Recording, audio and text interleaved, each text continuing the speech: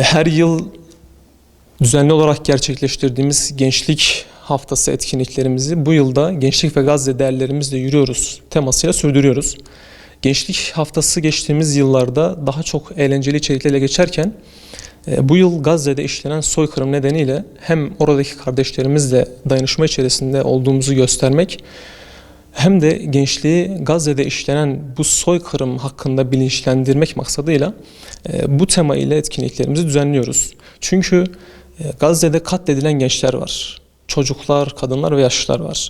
Bizler de hür gençlik olarak gençliği elinden alınan, kendilerine hayat hakkı tanınmayan, ömürlerinin baharında hayattan koparılan ve soykırıma maruz kalan gençlerin akranları olarak onlara destek olmak ve onlarla dayanışma içerisinde olduğumuzu göstermek adına etkinliklerimizi de bu minvalde düzenliyoruz. Evet, gençlik ve Gazze diyoruz, değerlerimiz ile yürüyoruz diyoruz. Çünkü bu konuda gençler arasında dayanışmayı, empatiyi, değerlerimize sahip çıkmayı ve bu farkındalığı artırmayı istiyoruz. Gazze gençlerin ağır bedeller ödediği bir bölge. Dünyanın gözü önünde böyle bir soykırım işlenirken bizler gençler olarak dünyalık endişe ve kaygılara ya da tam aksine oyun ve eğlenceye kendimizi kaptıramayız. Gençlik olarak vicdan ve merhametten, temel değerlerden ve insanlıktan uzak bir hayat süremeyiz. Bu nedenle düzenlediğimiz her etkinliği bu çerçevede ve bu değerleri gözeterek gerçekleştiriyoruz.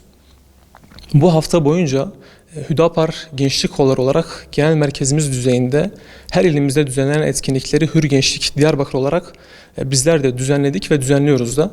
Bu haftanın sonunda ise geniş katılımlı bir final etkinliği ile Gençlik Haftamızı bu yıl için noktalayacağız.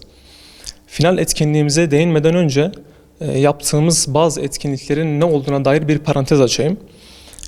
Merkez ve Taşra ilçelerimizde tamamı gençlik ve Gazze temalı olmak üzere münazaralar, gençlik buluşmaları, sportif faaliyetler, doğa yürüyüşleri, sinema etkinlikleri, kitap analizleri ve sabah namazı buluşmaları gibi çeşitli etkinlikler düzenledik. 27 Ekim Pazar günü ise Nevroz Park'ta saat 13 ila 16 arasında Milletvekilimiz Sayın Serkan Ramanlı'nın ve Gençlik Kolları Başkanımız Sayın Murat Günaydın'ın katılımlarıyla yine içeriğinde Gençlik ve Gazze temalı konuşmalar, ezgiler, tiyatrolar, resim sergileri ve çeşitli etkinliklerin olacağı güzel bir final programı düzenleyeceğiz inşallah.